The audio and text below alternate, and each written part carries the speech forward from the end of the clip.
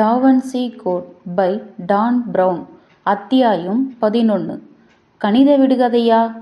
பெக்கேவின் வெளிரிய நீல நிற விழிகள் சோஃபியா நெவ்வை அவநம்பிக்கையுடன் பார்த்தன.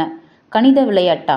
உன்னுடைய தொழில்முறை மதிப்பீட்டில் சோனியரின் குறியீடு வெறும் கணித விளையாட்டு குறும்பு என்றா கூறுகிறீர்கள்? இந்த பெண்ணின் கசப்பான விளையாட்டில் பெக்கே முற்றிலும் கூனி குறுகினார். எந்தவித முன் அனுமதியும் இன்றி பெக்கேவை அணுகியதோடு மட்டுமல்லாமல், இவள் சோனியர் தன் இறுதி கட்டத்தில் ஒரு கணக்கு விளையாட்டை விட்டு போகிறார் என சொல்லி தன்னை சமாளிக்க பார்க்கிறார். சோஃபியா பிரெஞ்சு பாஷையில் படுவேகமாக விளக்கினாள். இந்த குறியீடு எளிமையானது, நகைப்பிற்கிடமானது. ஜாக்வஸ் ஜூனியருக்கு நாம் இதை எளிதில் கண்டுபிடித்து விடுவோம் என்று தெரியும். அவள் தன் ஸ்வெட்டர் பாக்கெட்டிலிருந்து ஒரு துண்டு பேப்பரை எடுத்து பெக்கேவிடம் நீட்டினாள். இதோ உடைக்கப்பட்ட அந்த குறியீடு. பெக்கே அந்த அட்டையை பார்த்தார். 1-3-1-2-3-8-13-21. இவ்வளவுதானா? அவர் வார்த்தைகளில் அரைந்தார். நீங்கள் செய்ததையெல்லாம் போகிற போக்கில் எண்களின் மதிப்பை ஏற்றிக்கொண்டே போவதுதானா? சோஃபியாவிற்கு தைரியம் அதிகம். அதனால் அவள் புன்சிரிப்பை ஒன்றை விடுத்தாள். அதேதான். பெக்கேவின் இடி ஒலி உண்டாக்கும் தோணி சற்றே தாழ்ந்தது. ஏஜென்ட் நெவ்யூ, இதை வைத்துக்கொண்டு என்ன செய்ய போகிறாய் என்றே விளங்கவில்லை. ஆனால் உடனடியாக இங்கிருந்து போய்விடுவது நல்லது என்றே கூறுகிறேன். அவர் கவலையுடன் லெங்டனின் பக்கம் பார்வையை வீசினார். அவர் தன் செல்போனை இன்னும் காதில் அழித்து பிடித்து கொண்டிருந்தார். ஒருவேளை அமெரிக்கா தூதரகத்தின் செய்தியை அவர் கேட்டுக்கொண்டிருக்க வேண்டும். அப்போது லெங்டனின் வெளுத்த முகத்தை கண்ட பெக்கே அந்த செய்தி சோகத்தை தெரிவிப்பதாக இருக்கும் என யூகித்தார். சோஃபியா அபாயகரமான தோணியில் பேசினார். கேப்டன், உங்கள் கையில் வைத்திருக்கும் எண்களின் ஏறுமுக வரிசையானது வரலாற்றிலே எல்லோரும் அறிந்த கணித கண்டுபிடிப்புகளில் ஒன்றாகும். அது கணித வரலாற்றிலே புகழ்பெற்றது என்றாலும் பெக்கே அதை இதுநாள் வரை அறிந்திருக்கவில்லை என்றாலும் சோஃபியாவின் தோணியை சற்றும் விரும்பவில்லை. பெக்கேவின் கையிலிருந்த அட்டையை பார்த்து தலையாட்டிய சோஃபியா, இதுதான் பிபானாச்சியின் தொடர் வரிசை முறையாகும் என்று கூறினாள். அதாவது முன் 2 எண்களின் கூட்டுத்தொகையே அடுத்து வரும் எண்ணாக இருக்கும். பெக்கே அந்த எண்களை பார்த்தார். உண்மையில் முன் 2 எண்களின் கூட்டுத்தொகையே அடுத்த வரும் எண்ணாக இருந்தது. எனினும் சோனியரின் மரணத்திற்கும் இந்த எண்களுக்கும் என்ன தொடர்பு இருக்க முடியும் என பெக்கேவினால் கற்பனை கூட செய்ய முடியவில்லை. கணிதவியலாளரான லியோனார்டோ பிபானாசி இந்த எண்களின் ஏறுமுக சூத்திர முறையை 13வது நூற்றாண்டில் உருவாக்கினார். பிபானாச்சியின் புகழ்பெற்ற தொடர்வரிசை எண்கள் முழுவதையும் சோனியர் தரையில் எழுதியிருக்கிறாரா இல்லையா என்று கூற இயலாது. பெக்கே அந்த இளம் பெண்ணை சில வினாடிகள் வரை வெறித்து பார்த்தார். நல்லது, அந்த நிகழ்வு நடக்கவில்லை எனில் ஜாக்வஸ் ஜூனியர் எதற்காக இதை செய்திருக்கிறார் என உங்களால் கூற முடியுமா? அவர் சொன்னது என்ன? அதன் பொருள் என்ன? அவள் தோள்களை குலுக்கிக் கொண்டாள். நிச்சயமாக எதுவும் இல்லை. இங்கே அதுதான் அவரின் நோக்கம். இது ஒரு எளிமையான இரகசிய மொழி நகைச்சுவை. அதாவது புகழ்பெற்ற கவிதை ஒன்றை எடுத்து அதன் வார்த்தைகளை மாற்றி போட்டு யாரேனும் கண்டுபிடிக்கிறார்களா என்று பார்ப்பதைப் போலதான் இதுவும். பெக்கே அச்சுறுத்தும் விதமாக ஓரடி முன்னே வந்து தன் முகத்தை சோஃபியாவின் முகத்திற்கு சில அங்குல தூரம் வரை வைத்தார். இதனேனும் அதிகமான விளக்கத்தை நீங்கள் கூறுவீர்கள் என நம்புகிறேன். ஆச்சரியமாக சோஃபியாவின் மென்மையான பாவனை சட்டென கடினப்பட்டது. கேப்டன், இன்றிரவில் நீங்கள் எடுத்துக்கொண்ட வேலையை பார்க்கும்போது ஜாக்வஸ் ஜூனியர் உங்களுடன் ஏதோ விளையாடி பார்ப்பதாக நம்புகிறீர்கள். நிச்சயமாக இல்லை. ரகசிய எழுத்துத்துறை தலைவரிடம் இதை நான் எடுத்து கூறி உங்கள் சேவை தேவையில்லை என அறிவிக்கப் போகிறேன். இதை சொல்லி முடித்ததும் அவள் வந்த வழியே திரும்பி போனாள். திகைத்து போன பெக்கே அவள் இருளில் மறைவதை பார்த்து கொண்டிருந்தார். அவளுக்கு என்ன மறை கழண்டு விட்டதா? சோஃபியா நெவ்யூ தனக்குத்தானே உலை வைத்து கொண்டு விட்டாள். பெக்கே லெங்டன் பக்கம் பார்வையை திருப்பினார். அவர் இன்னும் கூட போனை காதில் வைத்தபடி முன்பை விட அதிக கவலையுடன் செய்தியை கேட்டுக்கொண்டிருந்தார். அமெரிக்க தூதரகம். பெக்கே பல விஷயங்களை இழிவுடன் பார்த்தார். ஆனால் அதில் சிலவே அமெரிக்க தூதரகத்தை விட அதிக சினத்தை உண்டு பண்ணியது. பெக்கேவுக்கும் தூதரும் உள்நாட்டு விவகாரத்தில் அடிக்கடி முட்டிக்கொண்டனர்.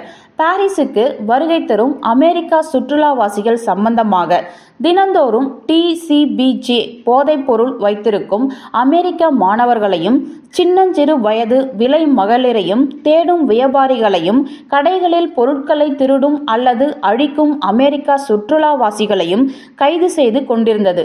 உடனடியாக வழக்கு விவகாரங்களில் அமெரிக்கா தூதரகம் தலையிட்டு வழக்கில் மாட்டிக்கொண்டிருக்கும் அமெரிக்கர்களை திரும்பவும் சொந்த நாட்டுக்கு அனுப்பி வைத்துவிடும். அங்கே அவர்களுக்கு கையில் 1-2 அடிகள் தரப்படும், அவ்வளவுதான். இந்த விவகாரத்தில் தூதரகம் தண்டியல்புடன் அப்படியே இருக்கிறது.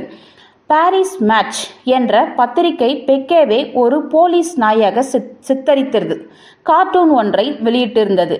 அதில் அவர் அமெரிக்கா குற்றவாளிகளை கடிக்க முயல்வார், ஆனால் முடியாது. காரணம், அமெரிக்கா தூதரகத்துடன் அவர் சங்கிலியால் பிணைக்கப்பட்டிருப்பார். இன்றிரவு அதுபோல் நடக்காது, ஏனெனில் விஷயங்கள் எல்லாம் அதுபோல் நடந்திருக்கின்றன, பெக்கே தனக்குள் சொல்லிக்கொண்டார். இந்த சமயத்தில் செல்போனை அணைத்து லெங்டன் உடல்நிலை சரியில்லாதவர் போல் காணப்பட்டார். கேட்ட செய்தி அவ்வளவு மோசமில்லையே? பெக்கே வினவினார். பலவீனமாக இல்லை என்பது போல் லெங்டன் தலையாட்டினார். வீட்டிலிருந்து கெட்ட செய்தி போல் உள்ளது என்று நினைத்த பெக்கே செல்போனை திரும்ப வாங்கிய போது லெங்டன் மெலிதாக வியத்திருப்பதை கண்டார். ஒரு விபத்து. லெங்டன் திக்கி திணறி பெக்கேவை ஒரு மாதிரி விந்தையாக பார்த்தார். என் நண்பனுக்கு அவர் தயக்கமுற்றார். காலை விடிந்ததும் நான் உடனே விமானம் ஏறியாக வேண்டும். பெக்கேவுக்கு லெங்டன் முகத்தில் தெரிந்தவ கவலையில் ஒருவித ஐயமும் இல்லை. அதே சமயம் அவர் கண்களில் ஒருவித பயத்தையும் உணர்ந்தார். நீங்கள் சொன்னதை கேட்டு நான் வருத்தமடைகிறேன். பெக்கே லெங்டனை உன்னிப்பாக பார்த்தபடி சொன்னார். அவர் கலைக்கூடத்தின் மரபெஞ்சுகளில் பக்கம் கையை நீட்டி சற்று நேரம் அமர்கிறீர்களா என்று கேட்டார். லெங்டன் எல்லாவற்றையும் மறந்தார் போல தலையசைத்து பெஞ்சை நோக்கி நடந்தார். பின் சற்று முன்பை விட குழப்பத்தில் ஆழ்ந்தாற்போல் தோன்றினார். நான் கழிவறைக்கு செல்ல வேண்டும். பெக்கே நேரம் போகிறதே என உள்ளுக்குள் குமைந்தார். கழிவறையா? ஆம், சில நிமிடங்களுக்கு நாம் ஓய்வெடுத்துக் கொள்வோம். அவர்கள் வந்த வழியான நீண்ட தாழ்வாரத்தை காட்டினார். கழிவறைதான். காப்பாளரின் அலுவலகத்துக்கு பின்னால் உள்ளது. லெங்டன் சற்றே தாமதித்து கலைக்கூட தாழ்வாரத்தின் மறுமுனையை சுட்டிக்காட்டினார். அங்கிருக்கும் கழிவறைகள் சற்றே கிட்டே உள்ளது. லெங்டன் சொன்னது சரியென பெக்கே உணர்ந்தார். கலைக்கூடத்தின் மறுமுனையில் வழியேதும் இல்லை. அங்கிருந்து கழிவறைகள் சற்று கிட்டே உள்ளன. நானும் உடன் வரலாமா? கலைக்கூடத்தின் உள்ளே நடந்த லெங்டன் தலையை ஆட்டினார். அவசியமில்லை. சில நிமிடங்கள் நான் தனியாக இருக்க விரும்புகிறேன். லெங்டன் தாழ்வாரத்தில் தனியே போவதில் பெக்கேவுக்கு விருப்பமில்லை. எனினும் மகா கலைக்கூடத்தின் மற்றொரு முனையில் வழியேதும் இல்லை. மாறாக அவர்கள் அடியில் தவழ்ந்து வந்த வாயிற்கதவு வழியேதான் வெளியே செல்ல முடியும் என்றிருப்பதில் மிகுந்த திருப்தி. எனினும் பிரெஞ்சு தேசத்து தீ கட்டுப்பாட்டு விதிகள் இவ்வளவு பெரிய இடத்திற்கு அவசர வழி படிக்கட்டுகளை அமைத்திருந்தாலும் சோனியர் கட்டுப்பாட்டு முறையை செயல்படுத்தி இருந்ததினால்தான் அவையும் தடைப்பட்டு போயிருக்கும். இப்பொழுது அந்த படிக்கட்டு கதவுகள் எல்லாம் பழையபடி திறந்திருக்கும். இருப்பினும் கவலையில்லை. வெளிப்புற கதவுகளை திறந்தால் அபாயமணி அடிக்கும். தவிர டிசிபிஜே ஏஜென்ட்டுகள் வெளியே காவலுக்கு இருப்பார்கள். எனவே பெக்கே அறியாமல் லெங்டன் வெளியேற முடியாது. நான் சற்று நேரம் மிஸ்டர் சோனியர் அலுவலகத்துக்கு செல்ல வேண்டும். நீங்கள் தயவு செய்து அங்கே வர வேண்டும். நாம் இந்த விஷயத்தை இன்னும் அலச வேண்டும், பெக்கே சொன்னார். லெங்டன் இருளில் மறையும் முன் மெதுவாக தலையாட்டினார். எதிர்ப்புறமாக கோபமுடன் விரைந்த பெக்கே வாயிலை அடைந்து அதனடியில் தவழ்ந்து கலைக்கூடத்திலிருந்து விலகி தாழ்வாரத்தில் நடந்து நேராக சோனியர் அலுவலகத்துக்கு அமைக்கப்பட்டிருந்த தன் தலைமையகத்தில் புயலை போல் நுழைந்தார். இக்கட்டத்தின் உள்ளே நுழையும் சோஃபியா நெவியூருக்கு யார் அதிகாரம் கொடுத்தது? பெக்கே கூச்சலிட்டார்.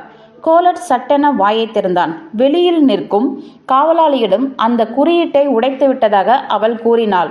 பெக்கே சுற்றுமுற்றும் பார்த்தார். அவள் போய்விட்டாளா? ஏன், அவள் உங்களுடன் இல்லையா? அவள் போய்விட்டாள். பெக்கே இருளடைந்த தாழ்வாரத்தை ஒரு பார்வை பார்த்தார். ஒருவேளை சோஃபியாவுக்கும் மற்ற அலுவலர்களுக்கும் நின்று பேசுவதற்கு எண்ணமில்லாமல் இருக்கலாம். திடீரென்று பெக்கே கீழிருக்கும் காவலாளியிடம் போன் செய்து சோஃபியாவை தடுத்து நிறுத்தி இவ்விடத்திற்கு அழைத்து வரலாமா என்று நினைத்தார். இருப்பினும் அதைவிட மேலான எண்ணம் ஒன்று மனதில் உதித்தது. அது ஒன்றும் பெருமைப்படத்தக்க விஷயமல்ல. இன்றிரவில் அவர் போதுமான அளவில் அலைகழிக்கப்பட்டுவிட்டார். ஏஜென்ட் நெவ்யூ பிற்பாடு கவனித்துக் கொள்ளலாம். அவர் முன்னமே அவளை மேலே விட்டு தூக்க எண்ணம் கொண்டு தனக்குத்தானே சொல்லிக்கொண்டார். சோஃபியாவை மனதிலிருந்து விலக்கிவிட்டு பெக்கே சோனியரின் மேசையிலிருந்து சின்னஞ்சிறு சிலுவையை போர்வீரனின் சிலையை பார்த்தார். பின் கோலட் பக்கமாக திரும்பினார். அவர் கண்காணிப்பில் உள்ளாரா? கோலட் மரியாதையுடன் தலையசைத்து மடிக்கணினியை பெக்கேவின் பக்கம் திருப்பினார். டாய்லெட்ஸ் பப்ளிஷ் என்று ஒரு கழிவறையை குறிக்கும் பிரெஞ்சு மொழியில் எழுதப்பட்ட பிரதேசத்தில் ஒரு சின்னஞ்சிறு சிவப்பு விளக்கு எரிந்து கொண்டிருந்தது. நல்லது என்று பெக்கே சிகரெட் ஒன்றை பற்ற வைத்து கொண்டு மெல்ல நடந்தார். நான் ஒரு போன் செய்ய வேண்டும். அந்த கழிவறையை தவிர லண்டன் வேறெங்கும் போகாமல் நீங்கள் கண்காணிக்க வேண்டும்.